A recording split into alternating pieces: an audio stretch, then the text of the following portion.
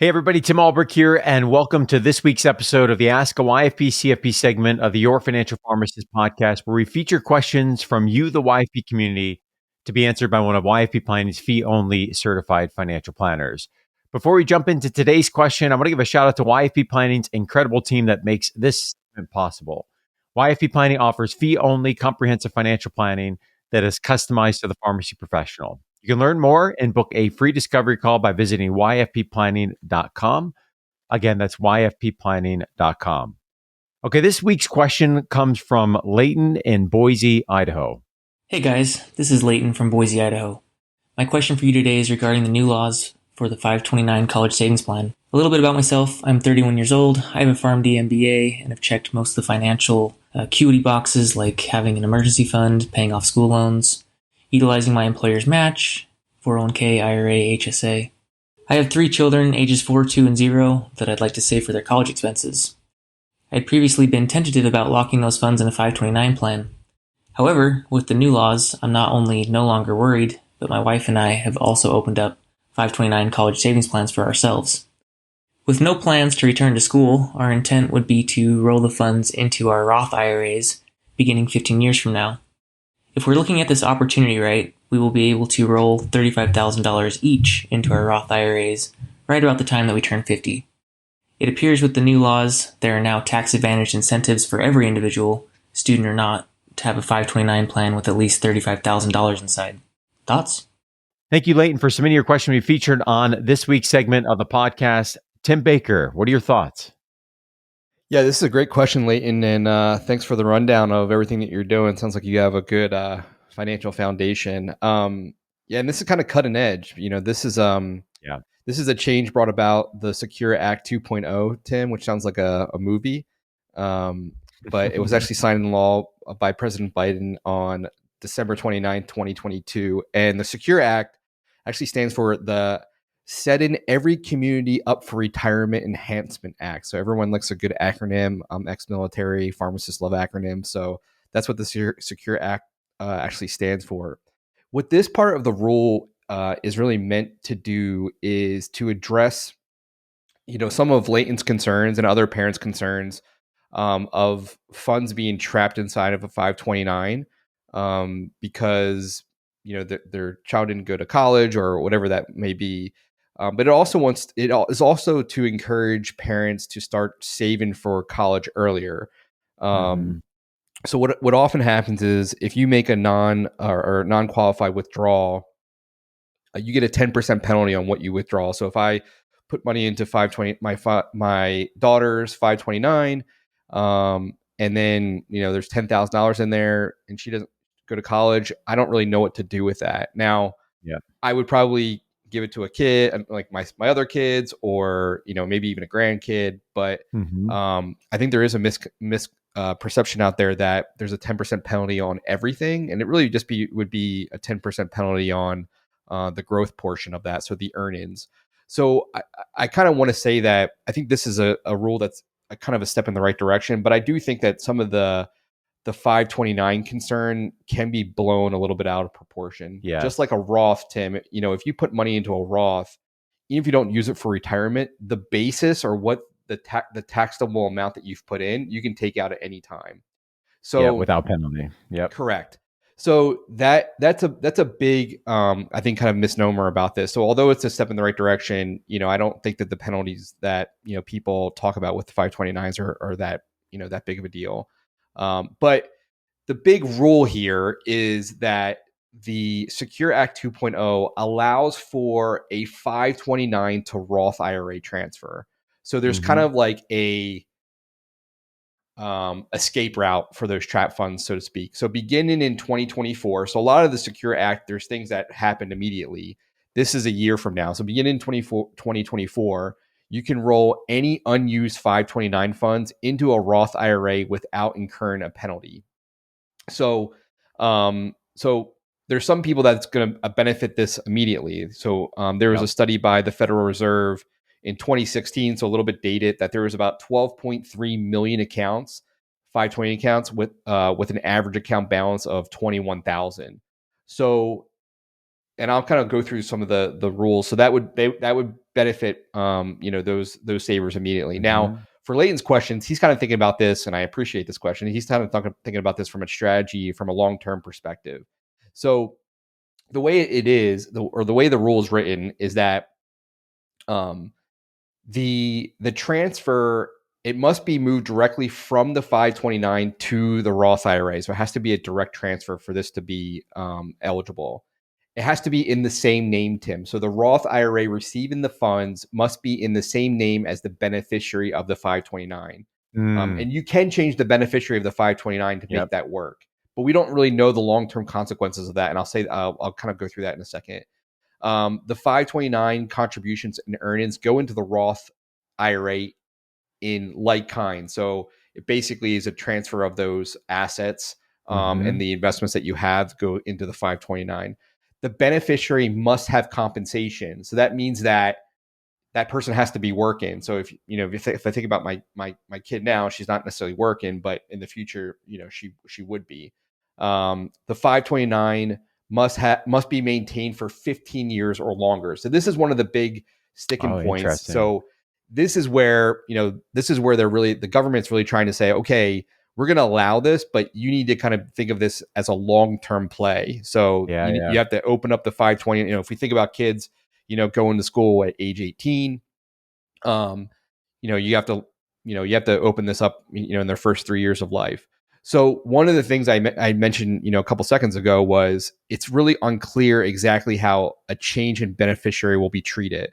So if I open up an IRA or a 529, or if I open up a 529 in Olivia's name, and then Olivia's like, hey, Dad, I don't want to go to college. I'm going to do something. I'm going to, start a business. Then if I change that beneficiary over to Liam, our second kiddo, I don't know if that resets the clock. That's still undetermined, in the law. And it might cause, that 15-year rule might cause kind of similar to the 5-year rule with Roths, where, you can use a Roth for a first-time home purchase if the holding period or it's been open for at least 5 years. You might have people open up a 529 with small balances just to kind of get the clock started. There is a new 5-year rule with the 529 plan, also in addition to the 15 rule, that says any contributions to the 529 within the last 5 years, and this also includes the earnings on those contributions, are ineligible to be moved to a Roth IRA. So I think in the question, it's like, can I move these dollars over in 15 years? You can, but not for those contributions that happened in the last 5 years. Last 5. Correct. And the other thing is, it's really confusing because it also says earnings, which means that I could put the money in, I could put the money in today and not do anything with it, but then I could have earnings yesterday that has to stay in there for 5 years. That's another part of the rule that doesn't really make any sense, because you're always going to almost be chasing unless you have a loss.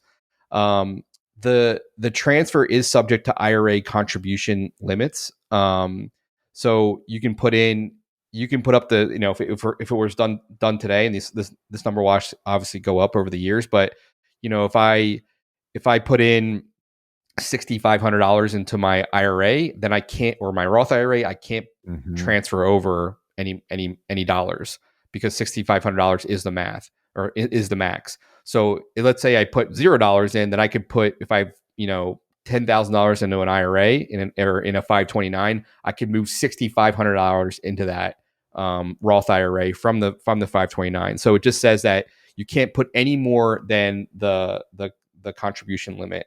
And then the other thing that is not great, but it's a start, is that the maximum lifetime transfer to a beneficiary is $35,000, not indexed for inflation. So again, what they're trying to do, to go back to that number where there's over 12 million accounts at 21,000, I think they're trying to, at least in the immediate term, say next year, allow people that feel that these funds are stranded to move it over to their Roth IRA and kind of get it out of the 529. So there's questions now about, okay, what they're trying to get parents to save earlier. They're trying to get their parents to be okay with putting the money into a 529 because there is an alternative plan. But how does this actually happen in real life? So I think what you're going to see, and Leighton kind of mentioned it, is that I think you're going to see a lot more parents start 529s in their name. And I'm thinking about it from our perspective, Tim. We can put up to $4,000 for each kid, and get a $4,000, or $8,000 because we have two kids, state deduction for the state of Ohio. So, I mean, in reality, I think you could do that, 4,000 times, 4 people in our family, to get a $16,000 deduction. So you could do it from that perspective. The other interesting thing about there is because there is no income limit. So most of our listeners know that if you make us above a certain amount of money, like the Roth IRA contribution slams shut. Like I can't put any money into a Roth IRA because I make too much money. So then that gets in the whole backdoor IRA conversion circus that is, subject to the step transaction rule and the pro rata aggregate rule, which is a real pain in the neck.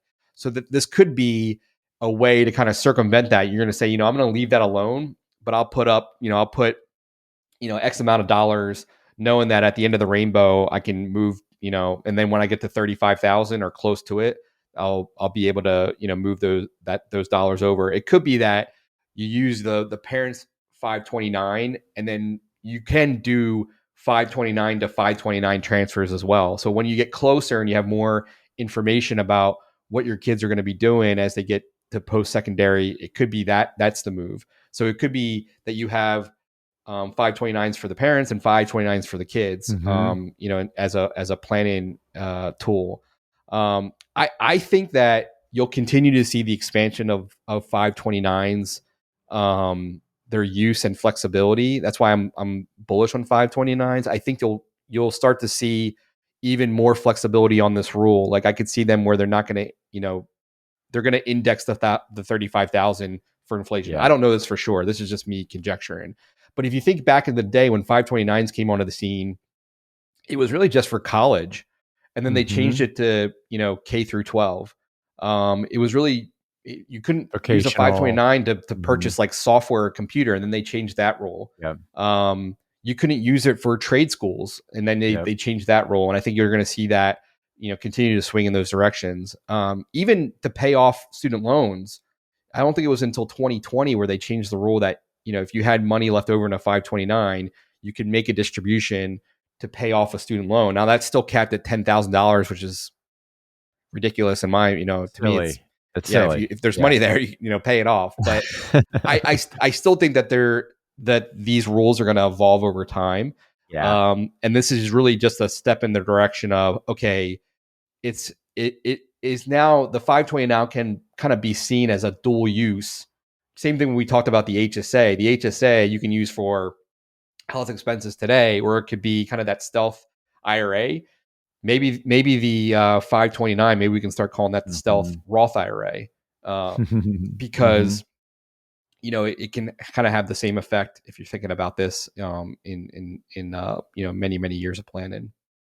Tim, are we expecting? I'm thinking of how pharmacy laws are passed, where the state legislature passes a law, and then the board of pharmacy writes the rules that basically are the interpretation of the law, and that's where a lot of the questions and the what about this, what about that come up. Is should we expect something like that? The questions you're asking, the points about the timeline and resetting. Do we expect more information to come out before 2024? So I know they kind of send out like a summary of the rules, and then I think a lot of the tax nerds and planners will mash it up and try to get some clarification. I don't know if it's I suspect yes, over the course of the year, because there's rules that again are immediate. Like one of the rules now is that you can set up a SEP Roth IRA. So if you're self-employed, you can set up a SEP Roth IRA. They signed that into law at the last days of 2022, but functionally, I'm sure 2 months in the year, 3 months in the year, like now you can do it, but functionally you couldn't start the new year with, hey, I want to set it up, because they just hadn't even wrote the code for that. So I suspect yes, as we kind of get closer, that there's going to be more clarification by the IRS, by the legislator to see where. And I think the biggest thing that I would be concerned about is the flexibility to change beneficiaries, does that reset the clock in any way? And that's one of the things that I like about the 529, that, if my oldest doesn't decide to go to college, I can always, revert that to the second child. If there's money left over, I can revert that to the third child, and then I'm even thinking grandkids. So I don't get too hung up on that.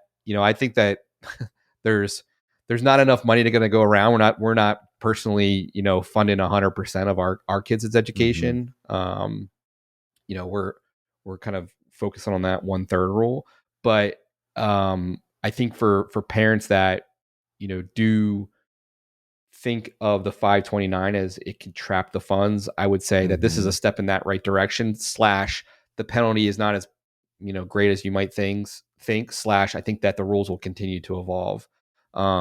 So I would feel really good, especially if I'm in a state that the 529 is decent, and there's a state tax deduction there, and knowing that those funds are going to grow, tax free inside of the 529, I would feel really good about using that.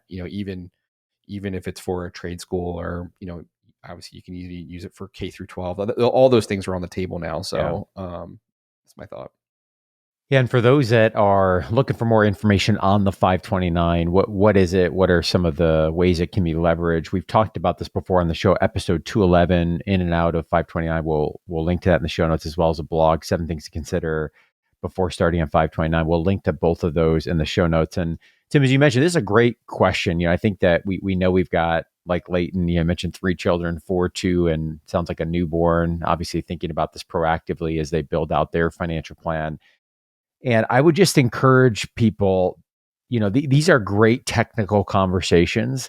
But one of my fears here, Tim, is that we're kind of losing the bigger picture as people are, looking at the financial plan. And sometimes we see a tax advantage or a new rule come out, and it's like, maximize, right? I think that's what we want to do as pharmacists. We want to optimize, and all of that is great. And I think, as Leighton laid out, he's got a great foundation, it sounds like he's building from, and optimization, it sounds like, makes sense. But ensuring we're taking that step back, right, which I think is such a valuable part of the planning process of, hey, what is the philosophy we have on saving for kids' college? And if it's 2 people doing this together, are we united on that vision? And then once we develop that, okay, what's the plan in which we can execute, with the 529, of course, being one method. And then even a step back further from that is, how does kids' college saving fit within the broader financial plan? And so, I think it's just such a good reminder of, yes, there's opportunities here to optimize, but making sure that we consider those in the context of everything else that's going on in the financial plan. Yeah, absolutely. I think you never want to, a lot of these rules are designed to, incentivize, people, to do certain things. So obviously this is an education and a kind of a retirement play, but to me, we always kind of talk about, like, don't do something just because it has a tax benefit. You kind of look at the 30,000 foot view and say, okay, how does this fit into my financial plan? How does it fit into my life plan? And see if that makes sense. And I think probably, and I don't know why this is, but I think the kind of the going rate on 529s is like, well, it's kind of uncertain. I don't know. And I really think that, especially with this new rule, that there's just a lot more, and I think rules in the future, there's just going to be a lot more flexibility to use these funds for kids or your retirement, or even their retirement in the future. So definitely a great point about keeping the broader perspective in mind. Leighton, again, great question. Thank you for taking time to submit the question so that we could discuss this. Thank you also for listening to the podcast. We're going to be sending you a super comfy YFP t-shirt as a small thank you. And for those that are listening, we would love to feature your question on an upcoming episode of the Ask a YFP CFP segment of the podcast. 2 ways you can submit a question. 1, you can email us, info@yourfinancialpharmacist.com, or you can record your question by visiting yourfinancialpharmacist.com/ask-YFP. As we wrap up this week's episode, an important reminder that the content in this podcast is for informational purposes only, is not intended to provide, and should not be relied on for investment or any other advice. For more information on this, you can visit yourfinancialpharmacist.com/disclaimer. Thanks for listening, and have a great rest of your week.